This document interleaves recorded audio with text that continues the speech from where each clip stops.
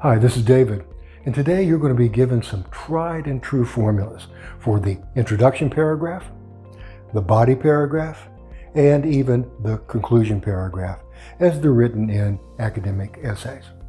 So the first thing that we want to talk about is the introduction paragraph. It's often the hardest one to write. It's as if that blank page is staring back at you, daring you to begin. But don't worry. Simply follow this formula for the intro paragraph and you're going to be fine. And that formula is 4 to 10 sentences about anything that lead to your thesis. That's it. Some sentences leading to the thesis. Now, to apply this formula, the first sentence for your introduction should already be written. That is the thesis. And what you're going to do is to put the thesis at the bottom of this paragraph. Why? Because in academic writing, the purpose of the introduction is to present the thesis. So let's put the thesis at the end of this blank introduction. Boom. America's prisons face 3 critical issues: overcrowding, recidivism, and lack of funding. That is our thesis for the entire essay. Great. Now, once you have this end point for the introduction paragraph, you know exactly where you're headed. And to get there, you simply apply one of the intro paragraph's hooks for academic writing.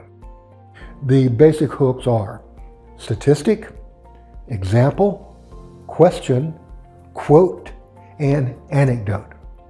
Now for this essay, let's try the statistics hook. Now in reading about this topic, you're likely going to encounter many stats. So now I want you simply to trot out some of those stats, even if you're going to use them again later. For example, statistics support America's nickname, Prison Nation.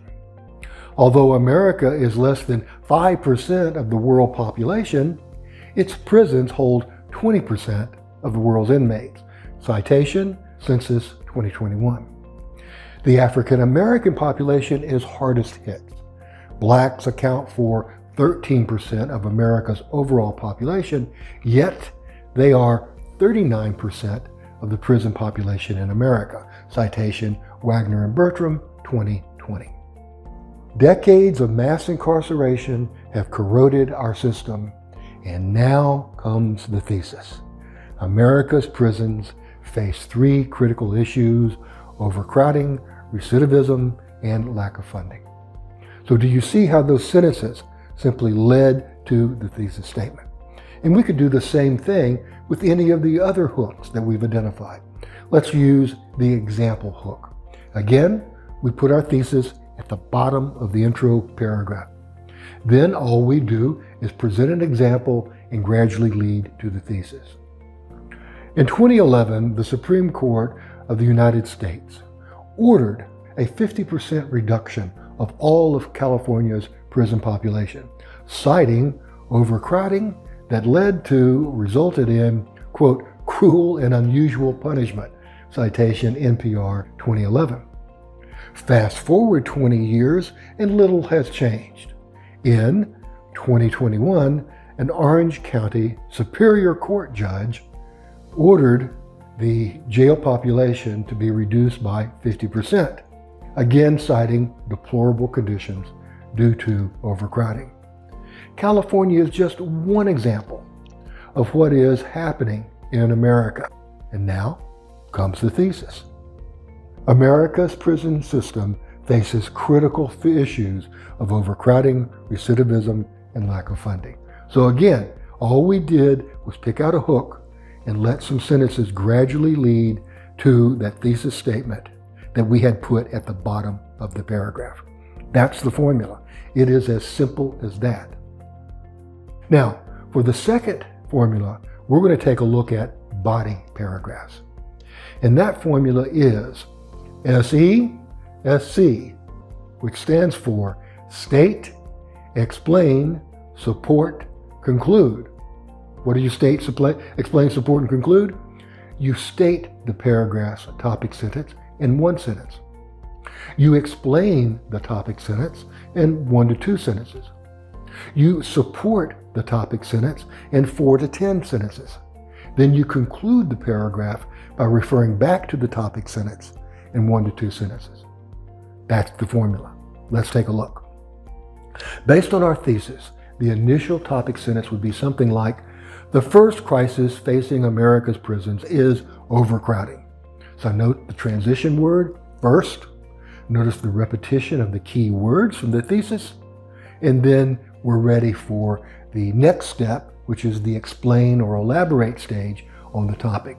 We're going to do that in 1 to 2 sentences. For example, in this essay, we could say something like, beginning with the Get Tough on Crime legislation in the 1980s, America has seen decades of mass incarceration. The result is that virtually all of America's prisons currently exceed the capacity they were built for. Next comes the heart of the body paragraph, and that is the support section, which can be between 4 to 10 sentences long, depending upon what you need for your particular word count. Now, the formula for this support section in the body paragraph is your words plus the source plus your words. First, you say something in your words that you believe to be true based upon all the reading and the study that you've done about this topic. Then, after your words, you support what you just said with a source. Here's an example. First, you begin with your own words. Frighteningly, this trend is accelerating, not slowing down. Now comes the source to support the claim you just made. The ACLU submitted a report in 2015 to the UN's High Commissioner on Human Rights that stated, quote, over the past 40 years, the number of people held in prisons and jails in the United States per capita has more than quadrupled. Page 1. Then you've done the source. Now you set up your next point, again with your own words. With many prisons at 130% capacity or more, the question becomes, at what point does the entire system begin to break down? In some ways, it already has. Okay, you've stated your point in your words, and now you're going to bring in a source to support what you just said, what you just wrote. For example, during the height of the coronavirus epidemic, prisons resisted the order to depopulate, and the COVID-19 death rate for prisoners was more than double that of the general population. Now, you simply continue this pattern, stated in your own words, support it with a source. Stated in your own words, support it with a source. You simply repeat that pattern until you have given all the support that you think you need or all the support that is required. And once you've done that, you're then ready for the paragraph's conclusion sentence. In the conclusion sentence, that's 1 to 2 sentences, you summarize the evidence you've given, and you also want to refer back to the topic sentence. So you could write something like this. In sum, the causes of prison overpopulation in America remain largely unaddressed, allowing this issue to continue to corrode the prison system and contribute directly to the other issues it faces. So notice how that conclusion sentence is first set off by a transition. The key terms of the topic sentence were repeated, and then the gist of the entire paragraph was restated, and then came a preview of what was going to follow. Okay, one more paragraph to do, and that's probably the most simple paragraph to do in your entire essay, and that is the conclusion paragraph.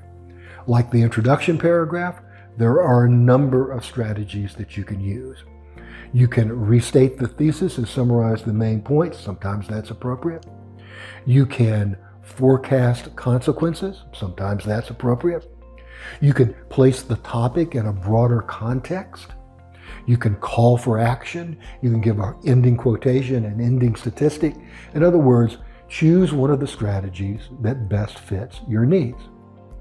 For example, if this essay is arguing for prison reform, then what would be appropriate? A call to action.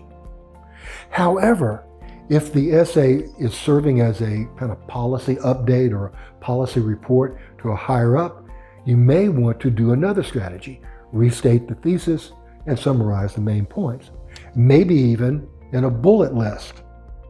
So the point is, you now have a concrete strategy for the introduction paragraph, the body paragraph, the conclusion paragraph. In other words, no more staring at a blank page. Simply pull out the formula and apply the formula to what you're writing, and guess what? The essay will take care of itself. Okay, good luck, and I'll see you in the next video.